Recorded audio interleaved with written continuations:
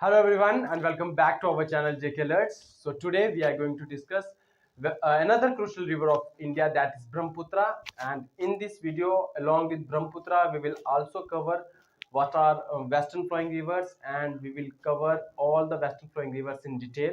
So let's start the video. तो सबसे पहले ब्रह्मपुत्र की अगर मैं बात करूं, इसकी अगर मैं लेंथ की बात करूं तो ऑलमोस्ट 2900 किलोमीटर ही है। 2900 kilometre he approximately near about की अगर मैं बात करूं, जैसे कि मैंने पहली वीडियो से बता रहा हूं कि जो ब्रह्मपुत्र रिवर है, इंडस रिवर है और सतलुज रिवर है, इनका जो सोर्स है वो नियर मानसरोवर लेक है। यहाँ पे मैंने जो सोर्स बताया वो नियर मानसरोवर लेक बताया, ये नहीं बताया कि मानसरोवर लेक से निकलती हैं ये नदियां। मैंने कहा कि बस मानसरोवर लेक के आसपास इनका सोर्स है।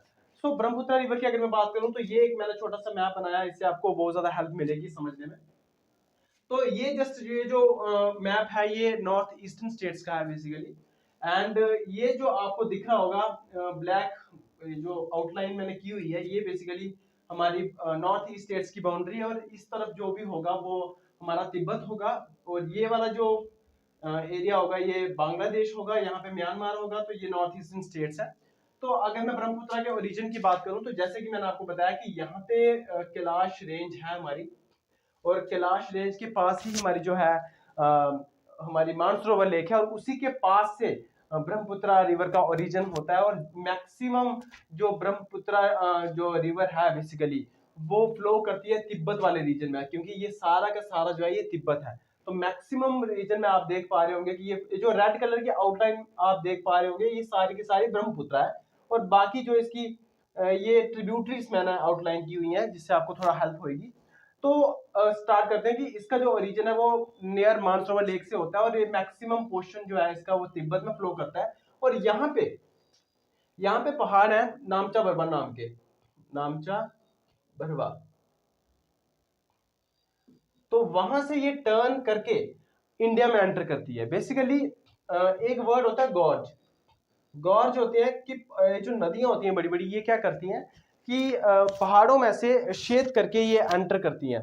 मतलब ऐसा नहीं है कि आप पहले, अगर मैं हिमालयन रिवर्स की बात करूं तो जो हिमालयन रिवर्स हैं ये पहाड़ बनने से पहले रीजन में थी, मतलब ये पहाड़ों से पहले ही एग्जिस्ट करती थी। तो ये क्या, जो अगर ये पहाड़ों से पहले एग्जिस्ट करती थी, इट मीन्स कि ये जब भी क्रॉस करेंगे तो ये पहाड़ों में से सुराख करके जाएंगी, जिसको हम गॉर्ज बोलते हैं। छेद, बड़े बड़े छेद करके ये पहाड़ों में से पास करती हैं, तो उसी को गॉर्ज कहते हैं। तो वैसे एक नामचा बरवा नाम का यहाँ पे पहाड़ है, और उसी में गॉर्ज करके ये ब्रह्मपुत्र रिवर इंडिया में एंटर करती है। अब क्वेश्चन सबसे पहले ये राइज होता है कि ब्रह्मपुत्र रिवर जो है ये इंडिया में एंटर करती है तो किस स्टेट में करती है पहले। तो आपको पता होगा कि ये हमारा नॉर्थ ईस्ट स्टेट्स है, और सबसे ऊपर वाली जो स्टेट होती है वो अरुणाचल प्रदेश होती है। तो सबसे पहले हमारी ये वाली जो रिवर है हमारी ब्रह्मपुत्र रिवर, ये सबसे पहले इंडिया में एंटर करती है अरुणाचल प्रदेश में। अब मैं आपको यहाँ पे कुछ फैक्ट्स बता देता हूँ नाम से रिलेटेड, क्योंकि नाम से हमें काफी ज्यादा कंफ्यूजन रहती है इस ब्रह्मपुत्र रिवर के बारे में। तो तिब्बत, जब भी ये तिब्बत में फ्लो करती है ब्रह्मपुत्र रिवर, तो इसका नाम सैंगपो होता है। जब भी ये ब्रह्मपुत्र रिवर जो है हमारी ये तिब्बत में फ्लो करती है तो उसको तिब्बत में सैंगपो बोला जाता है। पर जैसे ये गॉर्ज से इंडिया में एंटर करती है अरुणाचल प्रदेश में, तो अरुणाचल प्रदेश में इसके दो नाम है, दिहांग और सियांग। दिहांग और सियांग, ये दोनों नाम अरुणाचल प्रदेश में है इस रिवर के। और फिर अरुणाचल प्रदेश से इसका जो पाथ है वो जाता है बेसिकली असम में, तो पूरे असम को कवर करते हुए। तो जैसे ही ये असम में एंटर करती है इसका नाम फिर से चेंज हो जाता है, और बेसिकली जो हम ब्रह्मपुत्र रिवर बोलते हैं उसको असम में बोला जाता है। ब्रह्मपुत्र जो नाम है वो बेसिकली असम में बोला जाता है, और फिर ये पूरा असम कवर करके आप देख पा रहे होंगे यहाँ पे बांग्लादेश में एंटर कर जाती है। और जैसा कि मैंने आपको बताया था कि यहाँ से पद्मा रिवर, गंगा रिवर जैसे बांग्लादेश में एंटर करती है तो उसको पद्मा बोला जाता है, और यहाँ पे पद्मा इस ब्रह्मपुत्र रिवर के साथ कंबाइन करके मेघना बनाती है, और फिर जाके ये बे ऑफ बंगाल में मिल जाती है। सो ब्रह्मपुत्र रिवर का जो नाम है बेसिकली वो असम में पढ़ा जाता है ब्रह्मपुत्र रिवर, और जैसे ये बांग्लादेश में एंटर करती है तो इस रिवर का नाम यमुना हो जाता है। तो नाम से काफी ज्यादा कंफ्यूजन होती है इसमें, तो आपको ये चीजें याद रखनी है। तो सैंगपो जो है वो तिब्बत में बोला जाता है, सियांग और दिहांग जो है वो अरुणाचल प्रदेश में बोला जाता है, ब्रह्मपुत्रा जो है वो असम में बोला जाता है, एंड देन यमुना जो है वो बांग्लादेश में बोला जाता है। तो ये इसका बहुत सिंपल सा मैप है, आपको समझ आ गया होगा कि इसका पाथ जो है वो कौन कौन सा है। ये पहले तिब्बत में, फिर इंडिया में, देन बांग्लादेश में जाती है। ओरिजिन की अगर मैं बात करूं तो जैसे कि मैंने आपको बताया कि जो मानसरोवर लेक है वहां से उसके पास से इसका ओरिजिन होता है, और कहा जाता है कि अंक्षी नाम का यहाँ पे एक ग्लेशियर है, वहां से इसका ओरिजिन होता है। लेटेस्ट बुक्स ये कहती है, पहले वाली बुक्स में कुछ और लिखा होता है, बट लेटेस्ट बुक्स सारी यही कहती है कि अंक्षी नाम का ग्लेशियर है यहाँ पे, यहां से उसका ओरिजिन होता है। सो ये था कुछ पाथ के बारे में। अब हम देखते हैं कि इसकी left bank and right bank tributaries के बारे में। तो अगर मैं इसकी फ्लो की बात देखूं, अगर मैं इसके पानी के फ्लो का देखूं, तो इसका जो फ्लो है, अगर मैं तिब्बत वाले रीजन में फोकस करूं तो इसका जो फ्लो है वो इस डायरेक्शन में है। बट मैं अगर इंडिया वाले रीजन में फ्लो करूं तो इसका जो फ्लो है वो इस डायरेक्शन में है। तो ऑफ कोर्स अगर कोई इंसान इस डायरेक्शन में जा रहा है तो उसके राइट साइड से जो रिवर्स ज्वाइन कर रही होंगी वो राइट बैंक ट्रिब्यूटरीज होंगी, और जो लेफ्ट साइड से करनी होंगी वो लेफ्ट बैंक ट्रिब्यूटरीज होंगी।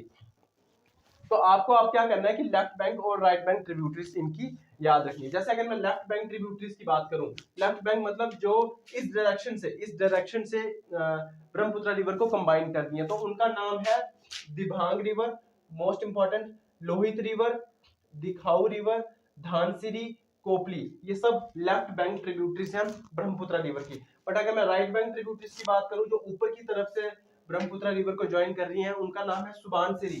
सुबानसिरी के बारे में खास बात यह है कि ये सबसे लार्जेस्ट ट्रिब्यूटरी जो ब्रह्मपुत्र की है वो सुबानसिरी है।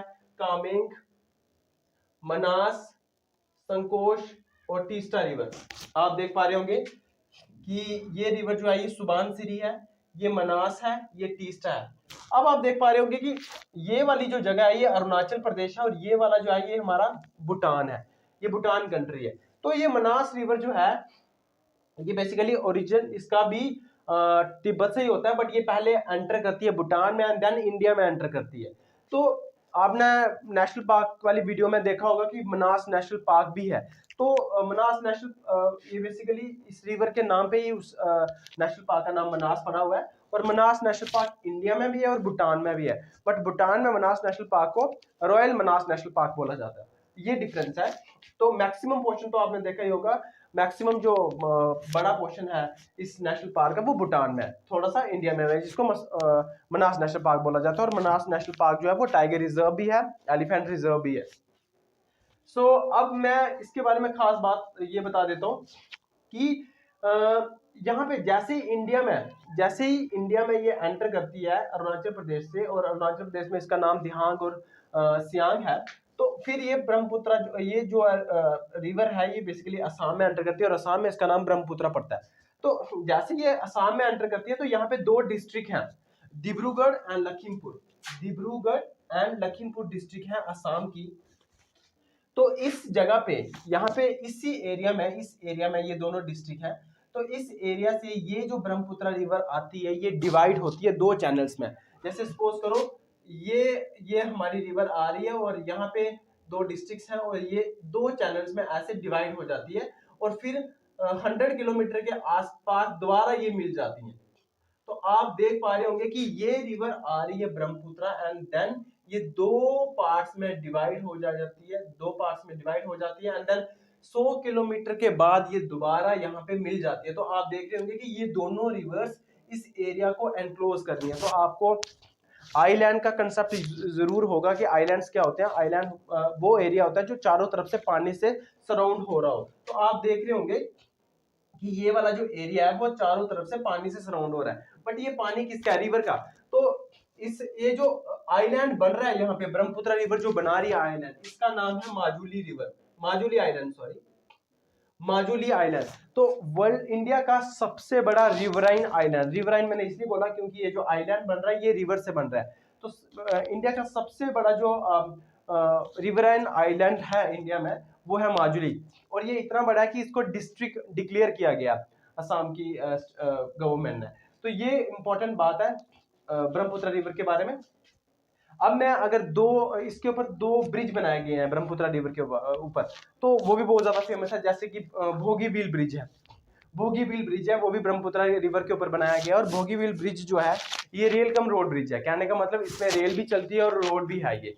सो रेल कम रोड ब्रिज है। दूसरा जो ब्रिज ब्रह्मपुत्र रिवर के ऊपर बनाया गया है वो है डोला सादिया ब्रिज।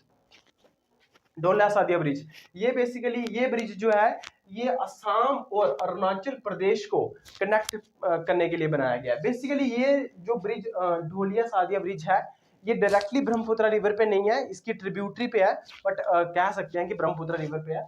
सो ढोला सादिया ब्रिज भी बेसिकली इसका पर्पस क्या था, इसका पर्पस था कि अरुणाचल प्रदेश और असम स्टेट को कनेक्ट करना है। अगर मैं यहाँ पे एक तीस्ता रिवर है, तीस्ता रिवर के बारे में बताऊं तो तीस्ता रिवर जो है यहाँ पे आपने देखा होगा हमारी एक और स्टेट है सिक्किम स्टेट।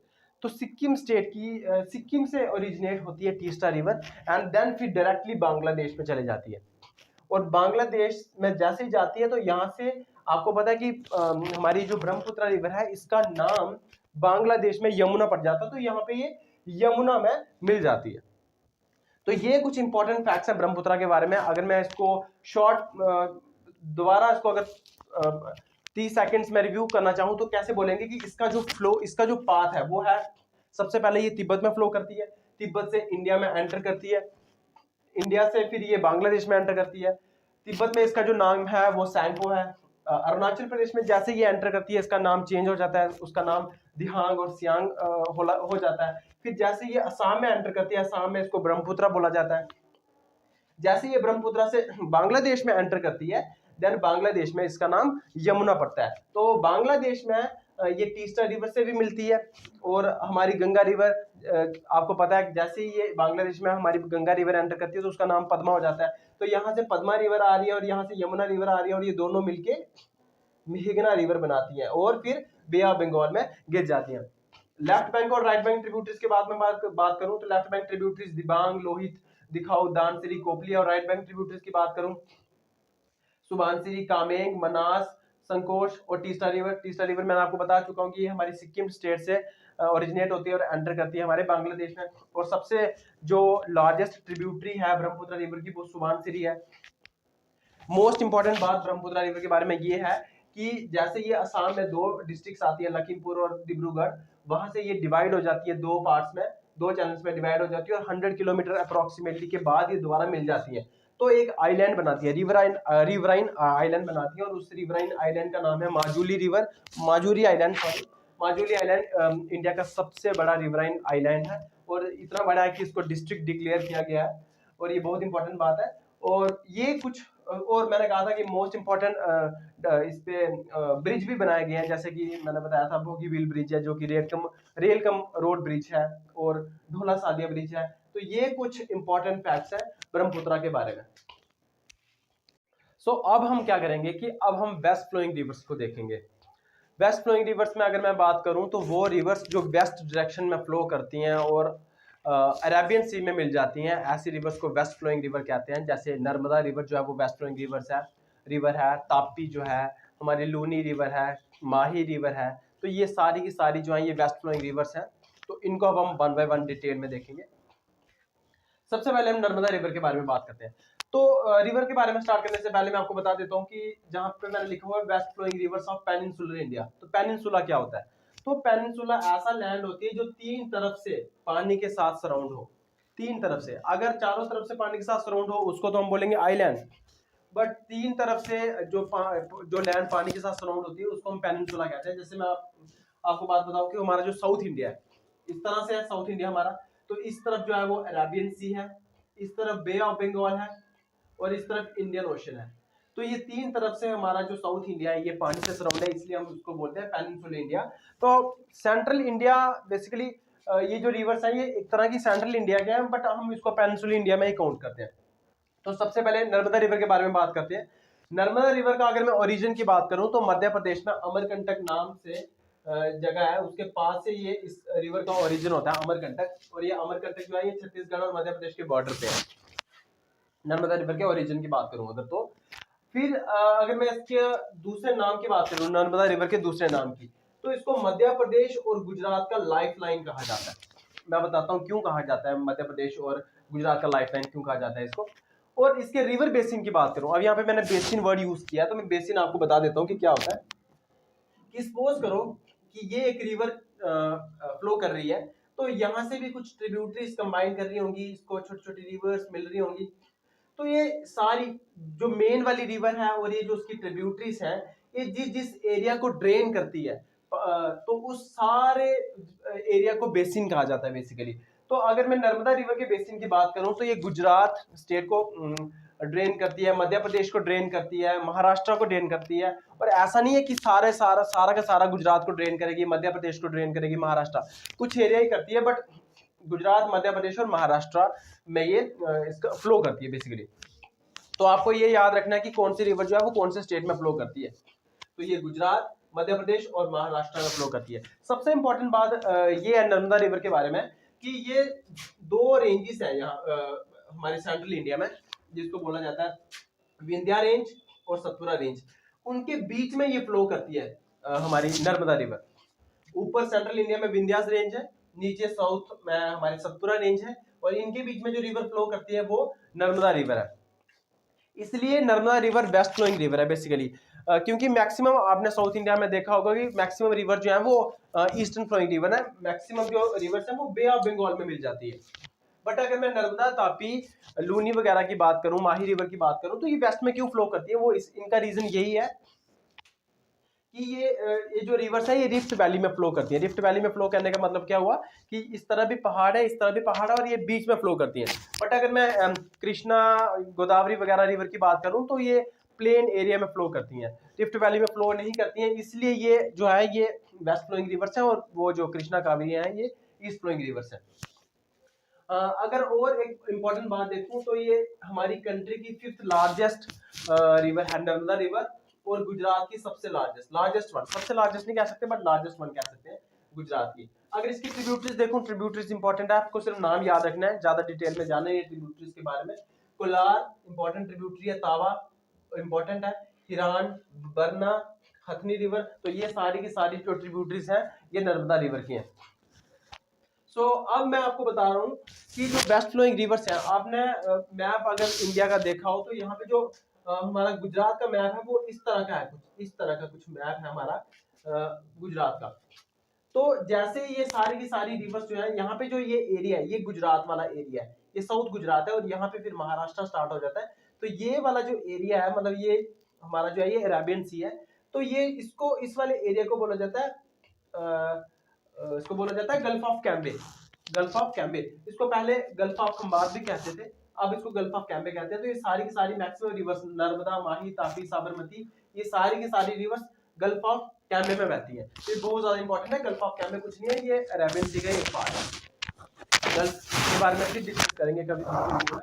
सो और अगर कोई पूछा जाए कि सबसे लॉन्गेस्ट वेस्ट फ्लोइंग रिवर कौन सी है, तो वो हमारी नर्मदा रिवर ही है जो सबसे लॉन्गेस्ट वेस्ट फ्लोइंग रिवर है, और ये रिफ्ट वैली में फ्लो करती है। ये बहुत इंपॉर्टेंट है, रिफ्ट वैली में फ्लो करती है। और ये जो रिवर्स होती है वेस्ट फ्लोइंग रिवर्स, ये डेल्टा फॉर्म नहीं करती है, ये एस्चुरीज फॉर्म करती हैं।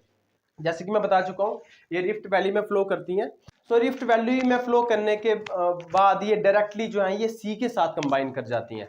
तो जब आपको पता है कि जो ये इनका जो पानी होता है ये फ्रेश वाटर होता है, और जो सी का जो पानी होता है वो ब्रैकिश होता है, सॉल्टी होता है। तो जब साल्टी वाटर और फ्रेश वाटर कंबाइन करता है तो एस्चुरी फॉर्म करते हैं, और एस्चुरी में फिशिंग वगैरह बहुत ज़्यादा होती है, क्योंकि एक तरह की अलग इकोलॉजी बन जाती है ये।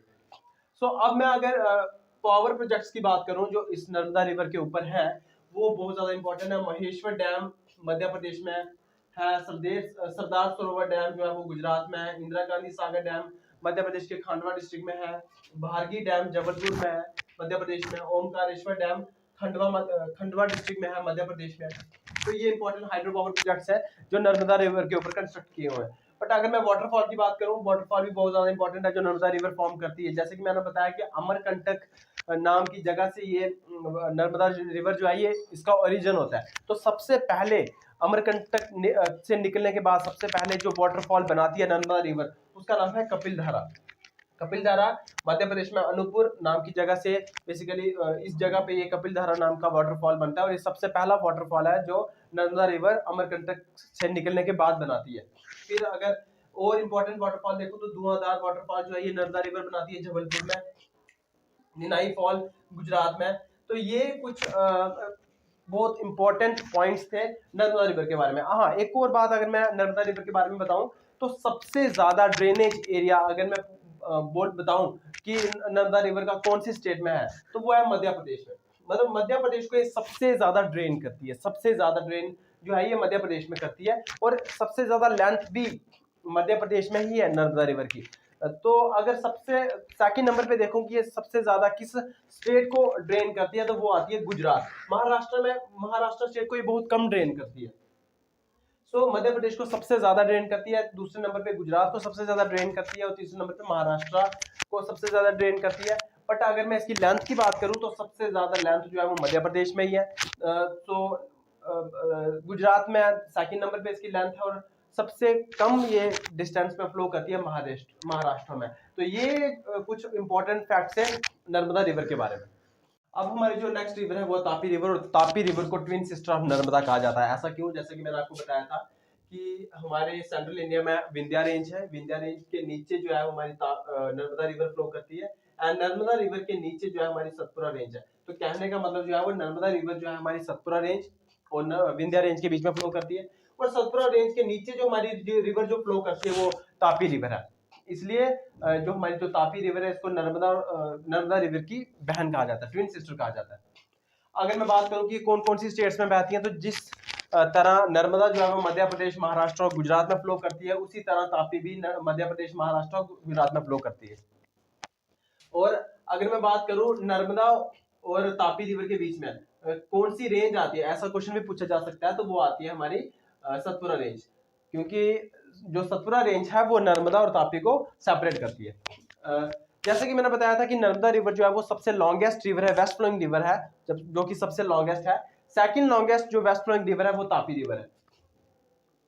इंपॉर्टेंट है, बहुत ज्यादा इंपॉर्टेंट है, पूछा जा सकता है। और अगर इसकी ट्रिब्यूटरीज की बात करूं तो इतनी तो इंपॉर्टेंट नहीं है, बट आपको याद रखनी है। जैसे पूर्णा, इसकी बहुत इंपॉर्टेंट ट्रिब्यूटरी और सबसे बड़ी भी है, तो आपको याद रख सकते हो पूर्णा, गिरना, अरुणावती, गोमाई, सुखी। तो ये सारी जो है ये इंपॉर्टेंट ट्रिब्यूटरीज है तापी रिवर की। और तापी रिवर के ऊपर भी बड़े सारे प्रोजेक्ट्स कंस्ट्रक्ट किए गए हैं, जैसे उकाई डैम जो है, गिरना डैम है, काकरापा डैम है, प्रकाशा बैरेज है। तो ये सारे के सारे जो है ये तापी रिवर पे कंस्ट्रक्ट किए गए हैं। और जैसे कि मैं आपको स्टार्टिंग में बता चुका हूँ कि जितनी भी वेस्ट फ्लोइंग रिवर है ये मेनली सारी की सारी रिवर जो है ये गल्फ ऑफ कैम्बे में ड्रेन करती है, सारी की सारी रिवर।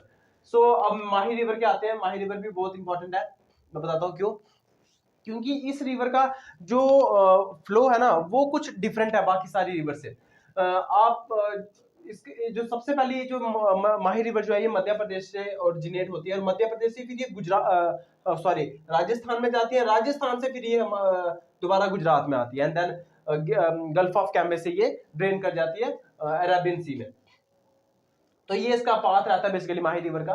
सबसे पहले ये मध्य प्रदेश में फ्लो करती है, फिर मध्य प्रदेश से ये जाती है राजस्थान, और राजस्थान से फिर गुजरात, और गुजरात में जो गल्फ ऑफ कैम्बे है वहां से ड्रेन कर जाती है अरेबियन सी में। और इसके बारे में खास बात ये है माही रिवर के बारे में, ये एक ऐसी इकलौती रिवर है इंडिया में जो ट्रॉपिक ऑफ कैंसर को 2 टाइम्स कट करती है। तो ऐसा ये तो अपने आप में एक क्वेश्चन बनता है कि कौन सी एक ऐसी रिवर है जो ट्रॉपिक ऑफ कैंसर को 2 टाइम्स कट करती है। तो उस रिवर का नाम है माही रिवर, और ये भी गल्फ ऑफ कैम्बे में ड्रेन करती है।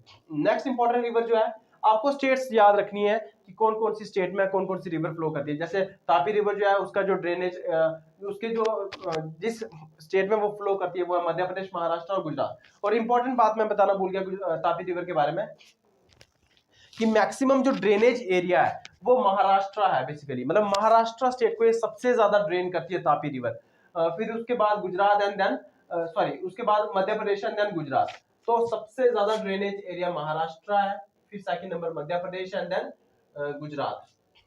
अगर मैं नेक्स्ट रिवर के बारे में बात करूं, साबरमती, आपको पता ही होगा गुजरात की बहुत इंपॉर्टेंट रिवर है, और इसके किनारे साबरमती आश्रम भी है। तो ये जो साबरमती रिवर है ये बेसिकली 2 स्ट्रीम से मिलकर बनी है, साबर और हाथीमती। तो इन दोनों रिवर्स को मिला के साबरमती रिवर बनी है। इसकी अगर स्टेट्स की बात करूं कि कौन कौन से स्टेट्स में फ्लो करती है, तो मैं आपको बता दूं कि ये राजस्थान और गुजरात की रिवर है। राजस्थान से ओरिजिनेट होती है और गुजरात में जाके गल्फ ऑफ कैम्बे में ड्रेन कर जाती है अरेबियन सी में। तो ये भी इंपॉर्टेंट रिवर है। नेक्स्ट जो रिवर है इंपॉर्टेंट जो कि वेस्ट फ्लोइंग रिवर है वो है लूनी रिवर। ये थार डेजर्ट आपको पता ही होगा राजस्थान में, उसकी सबसे बड़ी रिवर है लूनी रिवर जो है। आपको पता होगा अरावली रेंज बेसिकली 3 स्टेट्स में है, राजस्थान, थोड़ा सा गुजरात में भी है और हरियाणा, थोड़ा सा दिल्ली में।